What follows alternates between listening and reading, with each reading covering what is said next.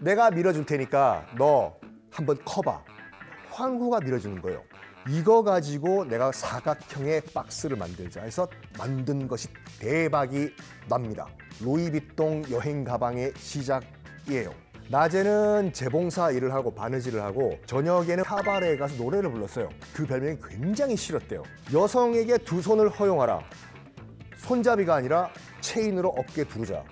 지금은 샤넬 매장의 가장 중심에 있는 대표 상품이죠.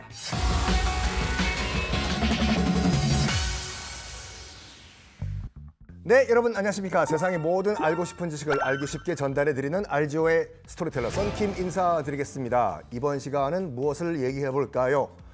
우리가 명품이라고 하는 브랜드 많지요. 일단 이게 있어요. 일단 명품이라는 것 자체가 이제 일본에서 만들어진 표현이죠.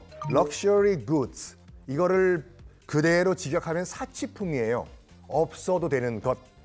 없어도 되는 것인데 이것을 이제 일본을 거쳐 들어오는 과정에서 있으면은 내가 신분 상승할 수 있는 뭔가 그런 도구가 된다라고 약간 우리나라의 개념이 잘못 잡혀 있어요. 우리가 알고 있는 명품 브랜드의 시작은 프랑스가 맞습니다. 그 중에서 대표적으로 오늘의 프랑스를 패션 강국으로 만든 두 브랜드가 있습니다. 바로 루이비통과 샤넬. 두 브랜드는 어떻게 탄생을 했는지 말씀을 드리겠는데, 그럼 왜 하필이면 프랑스인가? 루이 14세가 오늘날의 파리의 패션을 만들었다는 것이 정설이에요. 루이 14세가 베르사유 궁을 왜 만들었을까요? 루이 14세는요, 어렸을 때 몇 번 죽을 고비를 넘깁니다. 그러면서 뭘 느끼냐면 강력한 왕권이야말로 나를 지켜줄 수 있는 그 알파하고 오메가라고 생각을 해요. 그러면서 뭐 하냐? 파리 외곽에 이제 베르사유의 궁을 지은 다음에 지방에 있는 모든 귀족들을 불러 모아요. 일단은 그러면 볼모로 잡는 거가 되겠죠. 여기서 매일 밤 파티를 합니다. 파티요. 그래서 어떤 이 믿음까지 생기냐면 베르사유의 초대를 안 받으면 나는 이 프랑스에서 귀족이 아니다. 서로 너도 나도 베르사유 간다, 베르사유 간다, 저도 초대해 주십시오. 뭐 이런 트렌드가 형성이 돼요. 즉 파리 외곽 베르사유에 난다 긴다 하는 귀족들이 다 모입니다. 다 모였잖아요. 그러면 조금이라도 내가 더 있어 보이고 튀어 보이기 위해서 뭘 하냐? 제가 어떤 옷을 입었냐? 난 좀 더 비싼 옷을 입겠다. 그래? 그 다음 날은 또 얘가 더 비싼 옷을 입고 오고. 이러다 보니까 베르사유는 뭐 지금도 마찬가지고 그땐 더 심했겠죠. 주위에 아무것도 없는 허허 벌판이거든요. 이른바 파리의 부티크들이 생겨나게 나요. 베르사유에서 와가지고 마차 타고 옷 맞춰 입고 다시 가서 파티하고 이런 식으로. 그래서 루이 14세의 베르사유 궁의 이 건설과 이른바 이제 프랑스 파리의 패션 산업이 시작이 됐다. 여기에 이제 뭐라고 할까? 오늘날의 프랑스 패션을 이제 구체적으로 시작한 것은 루이비통이 맞아요. 루이비통은요, 1820년대에 이제 그 프랑스에서 태어났어요. 깡촌에서 태어났거든요. 엄마가 있었는데 엄마가 일찍 돌아가세요. 근데 이 아버지가 재혼을 하십니다. 아빠가 이제 목수였거든요. 나무 관련된 일을 하다 보니까 어릴 때부터 이제 뭐 나무도 다듬고 무슨 뭐 목줄도 하고 뭐 이런 나무도 깎고 이런 걸 많이 했어요. 새엄마가 들어왔는데 새엄마가 굉장히 구박을 했어요. 루이비통을요. 너 안 나가니? 가출 좀 하지 그래? 응? 그러다 보니까 이제 어린 루이비통이 그래, 난 그러면 파리에 가서 자수성 갈 것이다. 무작정 떠나요. 한 푼 돈도 없이. 고향 마을에서 지금 아마 차 타면 한 4시간 정도 걸리는 거리인데 돈 한 푼도 없어요. 그러니까 가다가 알바 좀 뛰고 가다가 알바 좀 뛰고 이러면서 집 떠나와 무려 2년 만에 파리에 도착을 합니다. 2년 만에 파리에 도착한 루이비통, 할 게 뭐가 있겠습니까? 그 송충이는 솔잎 갈아먹는다고 목수일을 했잖아요. 그래가지고 당시 파리에서 무슈라고 하는 나무로 만든 상자, 옷 케이스, 옷장, 수트 케이스, 그때는 나무로 만들었거든요. 요거 만드는 사람 밑에 들어갑니다. 그때가 마침 한창 영국에서 상업용 철도가 개발된 다음에 프랑스에서도 기차 타고 뿌뿌 여행을 막 다니고 그랬던 때였거든요. 여행을 가려고 하다 보니까 수트케이스, 이른바 캐리어들을 들고 가야 될 거 아니에요. 나무로 만든 거. 여기서 천재성을 발휘해요. 저기 옷 거기다 넣지 마시고 거기다가 화장품 넣으시고 옷은 여기다 넣으시고 이렇게 해가지고 이렇게 넣으면 공간이 더 들어갈 것 같은데요? 라고 하면서 약간 어드바이스를 해준 거예요. 어린 루이비통이요. 그래서 파리에 소문이 나가지고 어디 여행 간다? 그러면 일단 어린 루이비통 찾아와요. 짐 좀 싸달라고. 착착착착착 거의 뭐 정리의 신, 이게 소문이 쫙 퍼졌네. 누구 귀에까지 들어가냐면 당시 프랑스 황제는 나폴레옹 3세입니다. 그리고 그 황제의 부인 황후는 외제니라고 황후라고 프랑스의 마지막 황후이자 사치의 대명사였습니다. 어디 갈 때마다 수트케이스를 40개 이상 들고 다녔다고 하죠. 그러다 보니까 들은 거에 소문요. 루이비통이라고 짐 싸는 천지라고 있다고 하는데, 야, 데리고 와봐. 네, 루이비통입니다. 나 황후인데 나 짐 좀 싸줘. 알겠습니다. 착착착착착착 감동을 해요. 우와, 브라보, 브라보. 야, 지금까지는 내 방 한 칸에 있는 짐만 가져갔었는데 루이비통 때문에 방 10칸 짐 가져가네. 이런 식으로. 내가 밀어줄 테니까 너 한번 커봐. 황후가 밀어주는 거예요. 그러면서 뭐 하냐면 그 무슈 집에서 나와가지고 수트케이스 만드는 가게를 파리에 오픈해요. 가게 이름도 루이비통의 수트케이스 집. 루이비통이 시작이었어요. 루이비통이 뭘 봤냐면요. 그 당시 이제 수트케이스들은요, 이게 나무로 된 상자 위에 뚜껑이 이렇게 동그랗게 반원 형태였어요. 그게 왜 동그라냐면요, 젖지 말라고, 비 오면 흘러내리라고. 문제는 많이 실을 수가 없어요. 그렇죠. 위가 동그라니까 이 위에 짐 올려봐요. 넘어지잖아요. 꽝. 이걸 딱 본 거예요, 루이비통이요. 저거 비가 안 새고 방수가 되는 재질로 사각형으로 만들면 어떨까? 지금 거기가 나무로 만든 것도 있지만 귀족들은 이제 가죽 케이스였거든요. 이건 가죽이고 위에 또 가죽이고. 가죽보다 싸고 방수가 될 수 있는 게 뭐가 있냐다가 그림 그리는 사람들 딱 본 거예요. 캔버스다. 아, 우리 그 유화 그리는 캔버스요. 이 캔버스에 약간 기름칠을 하면 비가 안 새는 거예요. 가볍고 싸고. 이거 가지고 내가 사각형의 박스를 만들자 해서 만든 것이 대박이 납니다. 우리가 알고 있는 루이비통 여행 가방의 시작이에요. 이게 루이비통의 사각형 그거 히트를 치니까 너도 나도 이른바 짝퉁들을 만들기 시작했거든요. 뭐 특허가 있는 것도 아니고. 루이비통이 또 고민하기 시작합니다. 이거 다들 짝퉁을 만드는데 뭐 방법이 없을까 하다가 디자인으로 승부를 걸자 라고 하면서 스트라이프를 캔버스에 디자인해서 시판을 해요. 예쁘잖아요. 그러니까 그걸 또 너도 나도 다 또 짝퉁을 만드네. 야! 됐고! 그러면 어떻게 내가 이걸 남들이 카피 못하게 만들까? 하다가 체스 문 있잖아요. 바둑판 문요. 요거로 또 출시를 해요. 잘 팔려요. 그러니까 또 루이비통의 체크 무늬와 비슷한 짝퉁들이 또 나오기 시작한 거지. 여기에 루이비통과 당시 조르주라고 하는 루이비통의 아들이 같이 이제 그 사업을 하고 있었는데, 아들아 짝퉁을 좀 막아다오 하면서 아버지 루이비통이 죽어요. 짝퉁 하면서 아들이 우리 아버지 한을 풀어드려야 되겠다. 이 짝퉁을 막을 수 있는 방법이 뭐가 없을까 하다가 아무도 못 따라하게 루이비통이잖아요, 아버지가. 그래서 아버지의 이니셜을 따요. 맞습니다. 우리가 알고 있는 그 브랜드 그 이니셜이요. LV라고 한 다음에 그 나무 잎사귀 모양들 있죠. 을 디자인해가지고 현재 그 디자인이에요. 그거를 디자인해서 특허를 딱 신청을 해버려요. 그래서 짝퉁의 경쟁을 물리치고 오늘날의 루이비통이 됐다 이거거든요. 자, 샤넬 얘기 좀 해봅시다. 샤넬은 나중에 그 1800년대 후반에 이제 그 프랑스에서 태어나요. 아버지가 생 양아 삐입이었습니다. 진짜 바람은 있는 대로 다 피고, 엄마가 정말로 힘들게 그 5 남매였는데 먹여 살리다 보니까 힘이 붙여가지고 병으로 죽습니다. 이 소리를 들으니까 아빠가 달려와서 얘들아, 그럼 내가 너희들이 먹여 살리겠다 해야 될 건데, 애들 남자애들 오빠들은 너희들 나가서 그냥 뭐 어릴 때부터 돈 벌고, 딸들을 다 고아원으로 보내버려요. 12살에 고아원에 들어갑니다. 아버지는 살아있었어요. 근데 고아원에 보내버린 거예요. 근데 이 고아원에서요, 정말로 터닝 포인트를 만나요. 어린 샤넬이. 뭐냐? 수녀님들로부터 바느질을 배워요. 18살 때 되는 한 5, 6년 동안.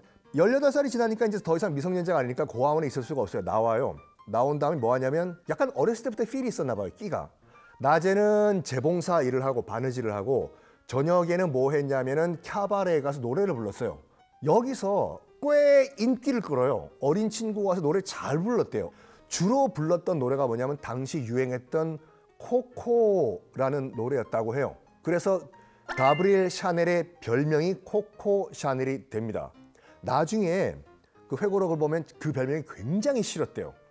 자기 어려웠을 때 받은 별명이기 때문에 코코 샤넬이. 근데 나중에 코코 샤넬이 거의 대명사가 되어버리죠. 이렇게 낮에는 바느질하고 저녁에는 그 캐바레 가서 노래 부르고 나도 연예계에 진출해 보겠다 했는데 뭐 연예계 아무나 들어갑니까? 안 되죠.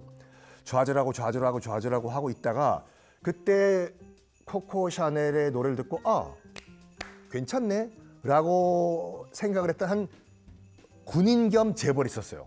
발짱이라고. 부인이 있어요. 발짱은요. 내 첩 안 할래? 해요. 여기에 어떻게든 성공하고 싶었던 어린 샤넬은 일단 오케이를 해요. 나도 상류사에 한번 들어가 보고 싶다. 그래서 발짱이라는 재벌의 첩, 정부가 돼요. 이때부터 프랑스 상류사회에 눈을 떠게 돼요. 상류사의 귀부인들은 저렇게 옷을 입고 저런 모자를 쓰고 저런 뭐 액세서리를 하는구나. 딱 본 거예요, 이걸요. 그러면서 뭐 하냐면 승마를 해야 되는데 그 당시 여러분 그 프랑스 귀족 여인들 옷 알잖아요. 치렁치렁 치마 그거 입고 어떻게 말을 타요. 됐고 나는 편하게 탈 거야 하면서 프랑스 여인치곤 최초로 승마 바지를 자기가 디자인해서 입어요. 이게 쇼킹했어요. 다른 귀부인들 눈에는요. 뭐? 여자가 바지를? 근데 보니까 괜찮아요. 그래서 너도 나도 이제 그 샤넬이 디자인한 바지를 입고 이제 말을 타기 시작했네. 그래도 샤넬이 또 이 필이 꽂힌 게 뭐냐면 모자였어요. 귀부인들 모자요. 나름 디자인에 끼가 있었거든요. 입소문이 난 거예요. 샤넬이 디자인하는 모자가 괜찮다고. 여기에 샤넬이 생각을 바꿉니다. 내가 모자 사업을 해보자. 그래서 발장에게 얘기를 해요. 저기요, 모자 사업을 좀 하려고 하는데 돈 좀 주실래요? 이런 지하에 NO! 해요. 거절한 이유는 딱 하나입니다. 뭐냐면 나의 정부가 나가서 돈을 벌면 내 꼴이 뭐가 되냐 이거죠. 내가 돈 안 주는 거라고 사람들 생각하잖아. 다른 귀족들이. 이래가 돈 안 준다고 해요. 그래? 알았어.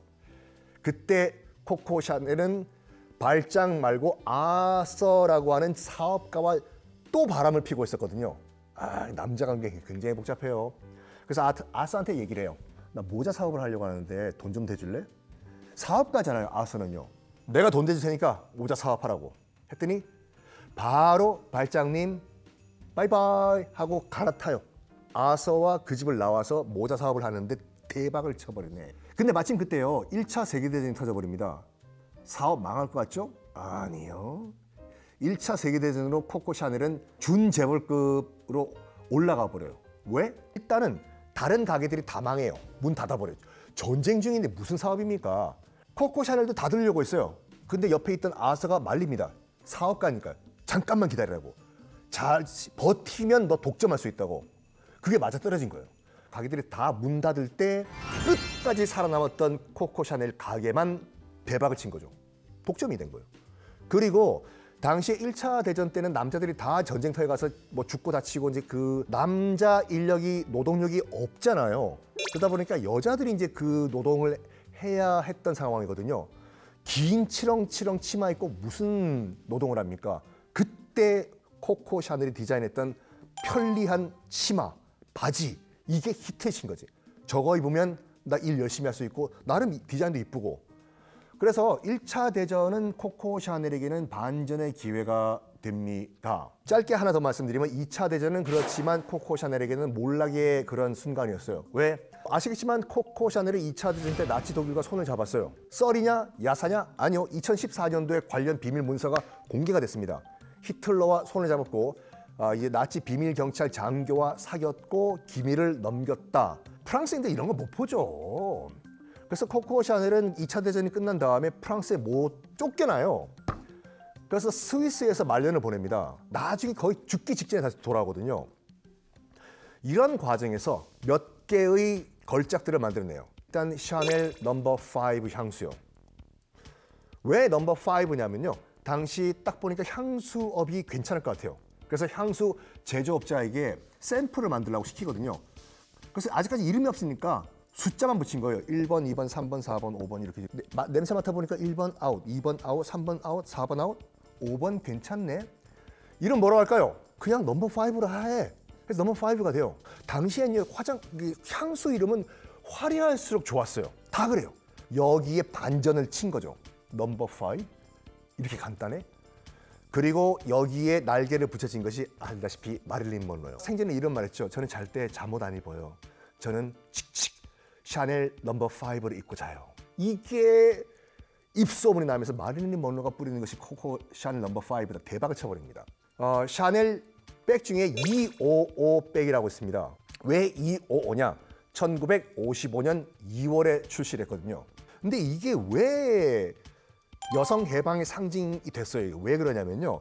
당시에 그 여성 백들은 다 이 손잡이가 이렇게 있는 형태였거든요. 이걸 여성 탄압으로 봤어요. 샤넬은요. 이게 잡고 있으니까 한 손밖에 못 쓰잖아요. 여성에게 두 손을 허용하라. 손잡이가 아니라 체인으로 어깨 두르자. 어깨 어떻게 두르냐? 아까도 말씀드린 것 같이 그 코코 샤넬은 고아원에서 그 안 좋았던 기억이 굉장히 죽을 때까지 트라우마였거든요. 그래서 고아원에서 그 사감이 문 잠글 때 썼던 열쇠 꾸러미에 있던 이런 체인 있잖아요. 그거를 내가 상품으로 승화시켜 보자 해서 열쇠 꾸러미에 달려있는 쇠사슬 이거를 어깨에 밴드로 만들어 버립니다. 이것이 샤넬 255 백이에요. 지금은 샤넬 매장의 가장 중심에 있는 대표 상품이죠. 자, 마지막으로 이제 여러분들 명품 좋아하십니까? 이 럭셔리 굿즈란 것은 만들어진 마케팅의 승리예요. 한 예를 봅시다. 루이비통 가방 있잖아요. 여행백. 이거를 어떻게 이제 그 마케팅을 하냐면은 루이비통뿐만 아니라 귀족들이 사용하고 귀족들이 들었던 것이다. 라고 이제 마케팅을 하는데 과연 귀족들이 그 여행 가방 캐리어를 들었을까요? 아니요. 손도 안 댔습니다. 다 하인들이 들었죠. 귀족이 이걸 왜 들어요? 그래서 수많은 명품 백, 명품 가방 이것들은 하인들이 들었던 백들입니다. 물론 소유주는 귀족들이었었죠. 이거를 왕조가 무너진 다음에 그런 브랜드들이 어떻게 마케팅을 했냐면은 이것들은 귀족들이 사용했던 물건들이다 라는 식으로 마케팅을 한 거예요. 희소성이 있는 거고 아무나 가질 수 없는 것이다 라고 마케팅을 하다 보니까 이게 비싸지는 거거든요. 루이비통 같은 경우는 재고품 다 불태워버려요.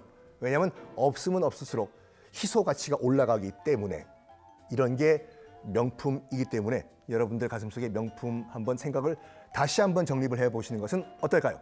지금까지 썬킴이었습니다.